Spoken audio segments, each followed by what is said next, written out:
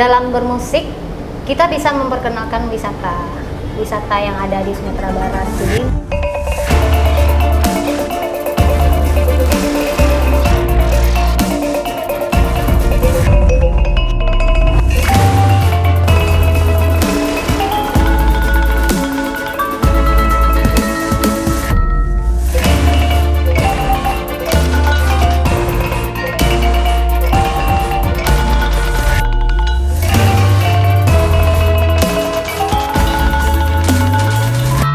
Bersama Parekraf sekarang Kak Ros bersama salah seorang musisi muda Sumatera Barat asal Kabupaten Padang Pariaman yang juga merupakan salah seorang pelaku ekonomi kreatif subsektor musik dan seni pertunjukan. Ada Renima Zahraini. Hai Kak Ros. Ya, selamat sore. Sore. Apa kabar? Baik, Upin Ipin apa kabar? Baiklah. Oke, ada Renima Zahraini yang kita kenal sebagai penyanyi Minang Sumatera Barat yang sudah banyak mengeluarkan album pastinya yang banyak yang booming ya. Alhamdulillah. Salah satunya ada KTB. Ya, Kadang Entahlah Tapi Ba'alah. Gimana, Ren? Sepertinya lagu itu tidak asing kan? Tidak asing. Kenapa begitu? Bagi Kak Ros. Kenapa begitu?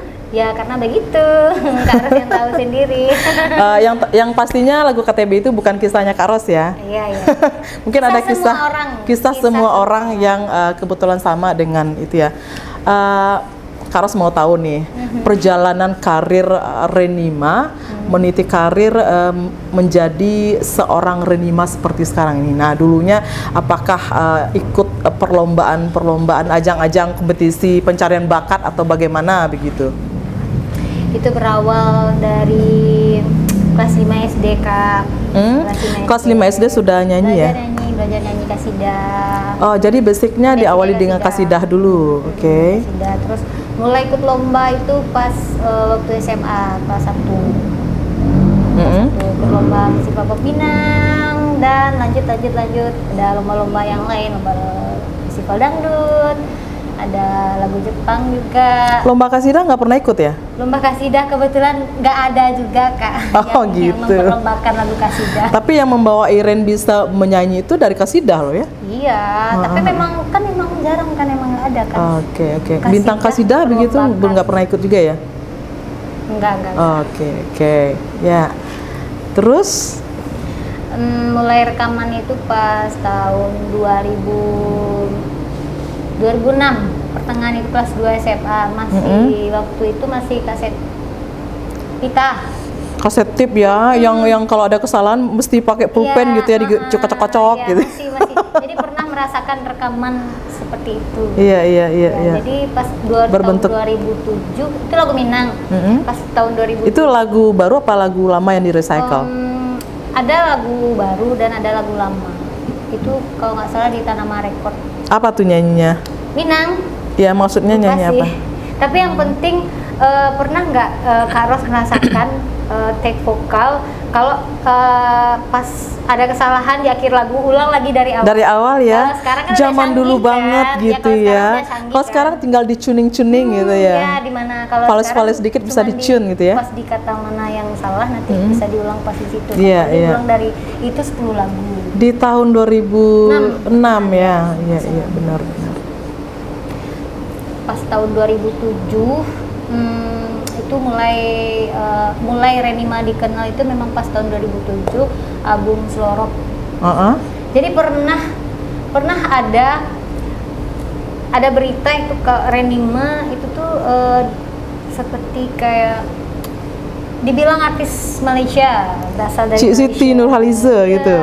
Ya, karena memang Dusana Parekraf Renima ini vokalnya ada kemiripan dengan Cik Siti yang ada di negeri jiran, Kak Sana tuh Nah, jadi memang Kak Ros pernah dengar juga Renima menyanyikan beberapa lagu Cik Siti itu memang mirip ya, memang iya. Ada kesamaan timbre gitu ya. Karena memang kalau untuk belajar lagu-lagu slow pop itu tuh memang belajarnya memang dari lagu-lagu Siti Nurhaliza. Ya. Dan kebetulan memang suka juga kan. Memang mengidolakan Cik Siti ya. Ya. Oke. Nah, dari tahun 2006 hingga sekarang udah 2022 22. Nah, Ya, kira-kira sudah berapa album itu yang sudah Renima keluarkan, yang sudah didengarkan ke khalayak ramai begitu? Kalau untuk album itu album CD ya, itu kurang lebih sekitar 18 album ada. 18 album. Iya, 18 album, dan salah satunya itu ada Renima dan Kak Ros juga. Oh ya, Dulu kita 2009 ya. pernah trio kan. Iya, Trio benar Limpape. banget. Trio Limpape ya, itu album-album lagu-lagu Minang yang kita recycle dalam satu album trio Dan begitu itu ya. booming loh dulu. Ya alhamdulillah, Alhamdulillah booming kan. ya. Tapi kebetulan memang zaman YouTube dulu kan belum seperti sekarang. Dulu masih zaman VCD kan. VCD, iya. Terus kemarin beberapa tahun yang lalu, 2 tahun yang lalu ya, sempat dibumingkan juga dengan lagu KTB, Kadang Entahlah Tapi Ba'alah. Kemudian muncul lagi Entah Iyo Entah Tido, sehingga Renima ini terkenal di mana-mana di pelosok sana dan sini begitu. Nah, gimana perasaannya begitu? Rasanya ya alhamdulillah, pasti kita senang karena karya kita diterima masyarakat luas dan disenangi kan.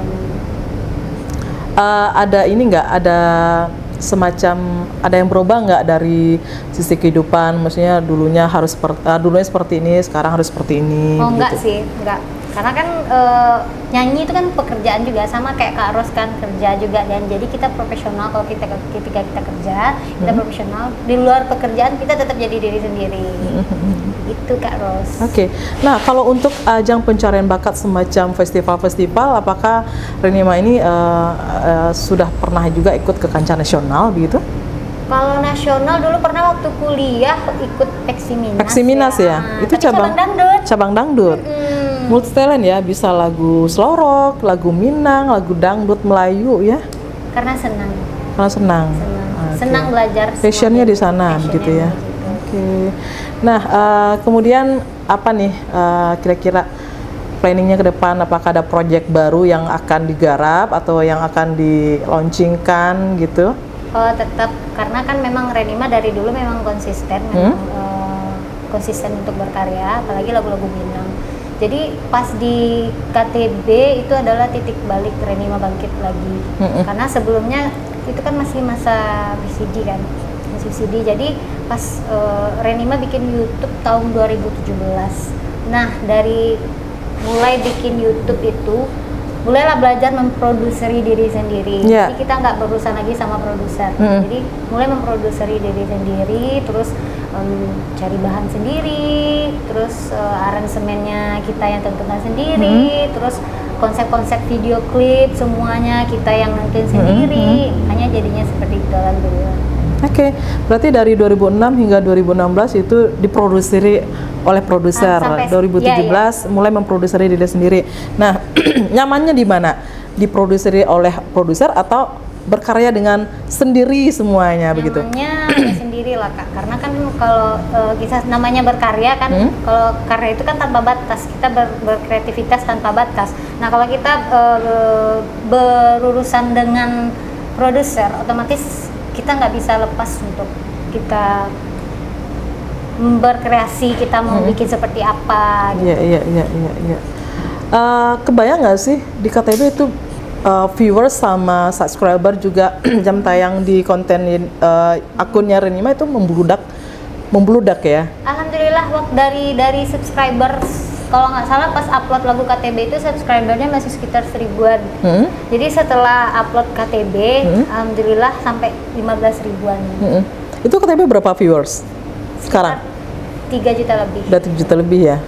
Oke, luar biasa ya. Alhamdulillah. Oke, kemudian sebagai seorang penyanyi yang sudah melalang buana dan juga banyak membawakan karya-karya dari beberapa orang pencipta. Nah, kalau menurut Renima sendiri, kira-kira untuk pemilihan lagu itu, apakah bagaimana sih cara mengklopkan antara kita punya timbre warna suara dengan lagu yang diciptakan oleh pencipta gitu? Sebenarnya itu lebih ke feeling sih Kak. Karena kan kita punya project sendiri, kita yang cari bahan sendiri. Jadi kita yang tahu karakter suara kita gimana, terus lagu ini cocok nggak sama kita. Dan pun kalau Renima ya, kalau untuk bikin satu project itu pasti kayak ada ide dulu, ada idenya sendiri. Mau bikin yang kayak gini lah gitu kan. Nah, bikinnya lagunya seperti yang kayak Kadang Antara Tapi Balah. Kenapa Renima jatuhkan pilihan kepada Bang Gilang waktu itu? Karena kan memang Renima kalau untuk di dunia musik Minang sendiri, seperti teman-teman bilang, punya warna sendiri juga kan, ya, seperti millennials gitulah gitu kan. Nah, jadi Renima ya kalau bermusik pasti semua seniman pasti ada idealisnya. Tapi gimana cara kita memasukkan idealis kita tapi bisa diterima oleh masyarakat gitu kan. Makanya Renima minta sama Bang Gilang lagunya kan, kayak ini lagunya cocok nih gitu kan. Karena maknanya kan memang multitafsir gitu kan. Jadi semua orang tanpa terkecuali bisa merasakan Kadang Antara Tapi Balah, enggak hanya sekedar orang-orang yang sedang sepasang kekasih saja gitu kan. Nah, jadi itulah. Berarti antara penyanyi dan pencipta bisa dikomunikasikan dulu ya? Bisa, karena kan Renima yang memproduksi sendiri, jadi kita bebas gitu kan. Kita mau apa, mau ngapain aja. Bebas jadi menentukan mau lagunya siapa, apa gitu kan, mau menentukan lagunya gimana, terus aransemennya siapa nih yang cocok. Kalau lagu-lagu kayak gini, yang ini nih cocok kan, aransemen kan, arranger kan banyak tuh. Jadi mereka kan masing-masing kan ada mayornya juga kan. Mereka feel-nya di lagu pop, ada juga yang feel-nya di lagu remix gitu kan. Jadi pinter-pinter kita aja milih-milihnya. Dan yang paling penting juga harus bisa membaca segmentasi pasar ya, maksudnya membaca suasana pasar gitu ya. Karena balik lagi kan, karena sekarang ini kan banyak yang tren-trenan gitu, trennya sekarang lagunya seperti ini, terus seperti ini. Nah itu gimana tuh? Karena balik lagi kan untuk yang namanya itu kan memang udah soal komersil gitu kan kayak. Jadi kita harus menyesuaikan juga dengan selera pasar. Iya. Makanya lah Renima bikin yang lagu remix yang Antayo Tatido kan. Ya. Nah, dengan banyaknya seiring perkembangan zaman dan juga semakin banyak lah talent-talent yang berlahiran gitu dengan skill yang luar biasa juga. Nah, bagaimana nih Renima mempertahankan eksistensinya sebagai seorang seniman di Sumatera Kuncinya Barat? Konsisten aja Kak Ros, konsisten dan selalu terus belajar terus untuk dimana kita ada punya kekurangan, kita belajar di situ untuk memperbaikinya. Yang paling utama sekali itu konsisten dalam berkarya ya. Konsisten ini apakah ditentukan kalau setiap harus keluar karyanya setiap sekian bulan, harus keluar karyanya atau per tahun atau bagaimana begitu? Kalau kita bermain di YouTube, sebenarnya kalau YouTube itu kan kita balik lagi konsisten tadi, kita kan memang harus minimal, kalau Renima biasanya minimal kan 1 kali sebulan itu. Kalau untuk di YouTube kita harus upload karya baru, harus upload single baru. Kalau lama diamnya, jadi YouTube tuh down juga jadinya kan. Oh gitu ya, harus dipertahankan ya. Konsistensi ya. Kemudian kan udah banyak tuh Iren membawakan lagu para pencipta. Pernah bikin lagu sendiri nggak? Pernah. Dibawain juga. Maksudnya ya, udah. Kebetulan waktu itu menciptakan lagu pertama yang diciptakan kebetulan lagu Senja Kak, lagu indie. Jadi waktu itu ada dapat project dari lagu indie. Ya, lagu indie dari RNR Content. Mereka ada bikin web series di YouTube. Jadi mereka butuh untuk filmnya, tapi lagunya lagu Senja. Jadi satu tantangan dong kita untuk ini, padahal sebelumnya belum pernah sama sekali menciptakan lagu. Dan tapi alhamdulillah diterima dan itu ada 2 single. Jadi Renima ciptain 2. Udah ada lagu juga ya. Ada juga belajar juga ciptain lagu Minang. Udah bisa bikin lagu, bentar lagi bikin musik kali ya? Enggak, kalau musik enggak semuanya. Udah tuh makan tabu sama ure-urenya. Iya. Nah, gimana sih pengalaman Renima sebagai penyanyi juga, produser juga sekarang berarti ini ya? Gimana sih pengalamannya? Seru aja sih Kak, karena kan Kak Ros pasti bisa merasakan sendiri ketika kita bekerja karena yang pekerjaan, dimana pekerjaan itu adalah passion kita menyukai itu, pasti kita enjoy kan mengerjakannya.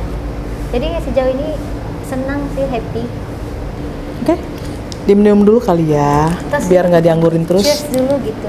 Cheers ya, cheers untuk Renima semakin oke. Nah, menurut Iren sendiri, bagaimana nih perkembangan musik di Sumatera Barat khususnya seperti apa sekarang ini? Perkembangan musik Minang di Sumatera Barat itu sudah sangat pesat sekali Kak. Apalagi dengan era digital sekarang kan adanya YouTube, platform digital. Jadi apa tuh istilahnya? Untuk ini pemasaran musiknya kan jangkauannya lebih luas karena kan luas, emang ya. udah ada di yang platform digital udah banyak kan, ada TikTok, ada Joox, ada Spotify, ada iTunes, semuanya, Instagram, semuanya kan memang udah ada. Dan kakak lihat sendiri kan ada lagu Minang yang view-nya itu di atas 100 juta. Iya, benar. Jadi memang semenjak era YouTube ini memang sudah banyak melahirkan produser-produser baru, penyanyi baru. Iya. Jadi sangat pokoknya zaman sekarang ini sangat mudah sekali asal kita mau mencoba, sangat mudah sekali untuk kita bisa mengeksploitasi bakat yang ada khususnya di bidang musik. Explore ya.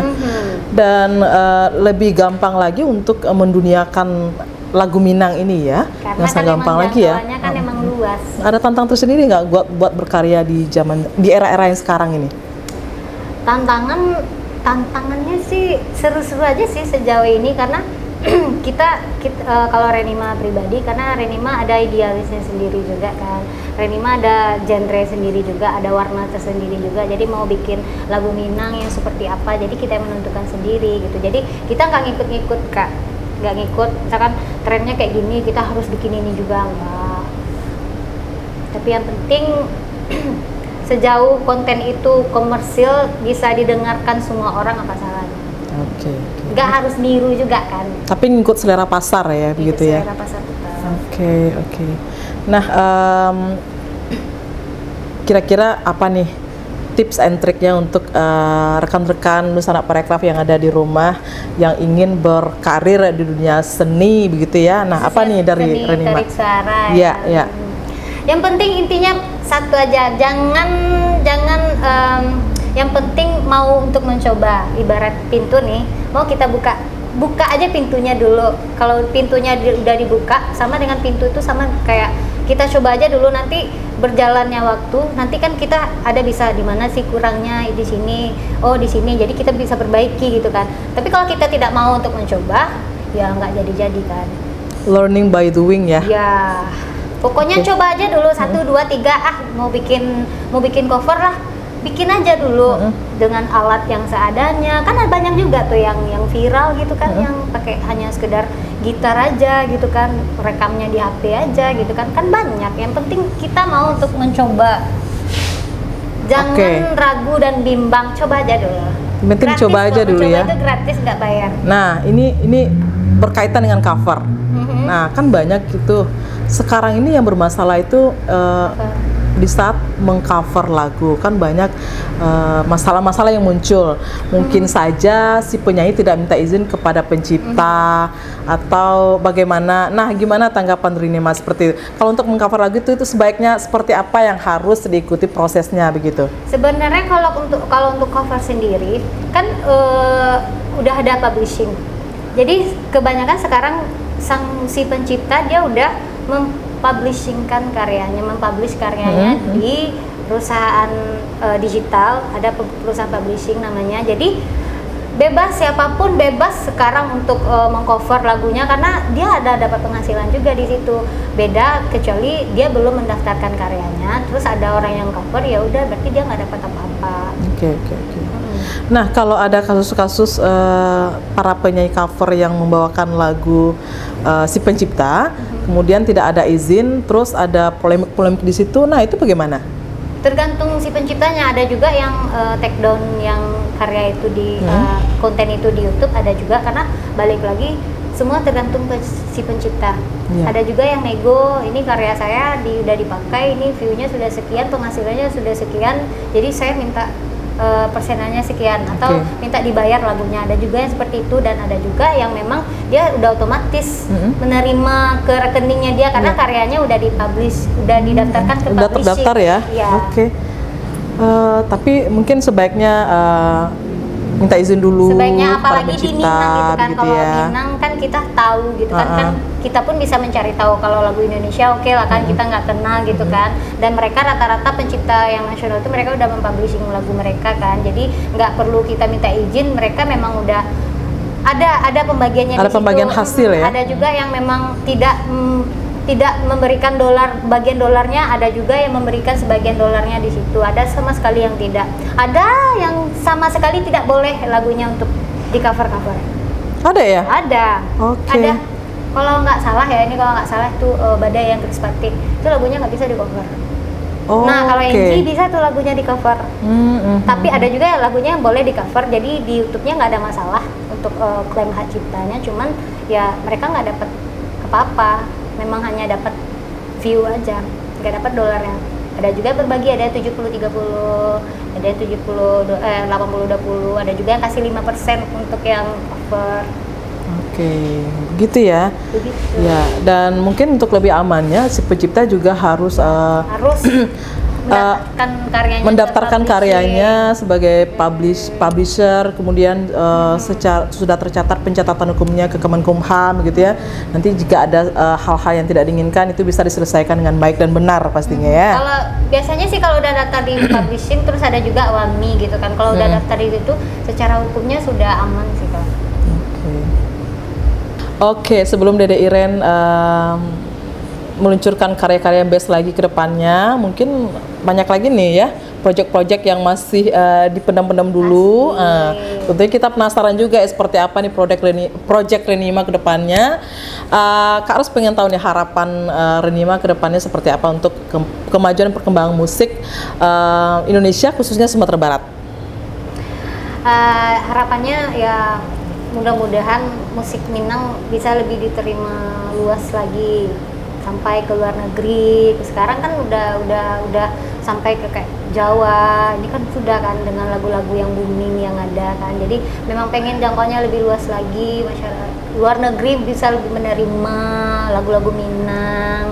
Makanya Renima memang ingin membuat karya yang bisa memperkenalkan, karena dalam bermusik kita bisa memperkenalkan wisata yang ada di Sumatera Barat, kuliner, wisata, karena Renima untuk yang di remix kan memang Renima memang mengangkat wisata kuliner untuk lokasi syutingnya. Sumatera Barat, ya.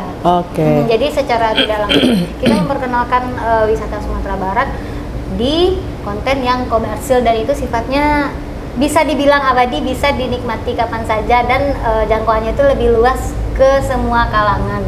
Tidak kalangan tertentu aja. Oke, sahabat Reklau, demikian tadi Motala Kak Ros dengan Renima. Tentunya kita penasaran banget ya, menunggu karya-karya apik Renima untuk ke depan. Banyak lagi ya yang akan tayang. Dan sahabat Reklau di rumah juga pasti penasaran. Jangan lupa pantengin terus YouTube-nya Renima. Jangan lupa subscribe. Subscribe pastinya. Subscribe, like, and share. Komen yang keren-keren pastinya dong ya, dan semoga Renima kedepannya semakin berjaya, semakin sukses lagi, semakin terinspirasi lagi untuk berkarya lebih baik kedepannya untuk mengangkat kearifan lokal Sumatera Barat di segi musik Minang pastinya. Baik, dan sana Pak Rekraf, akhirnya Kak Ros dan Renima undur diri. Wassalamualaikum warahmatullahi wabarakatuh.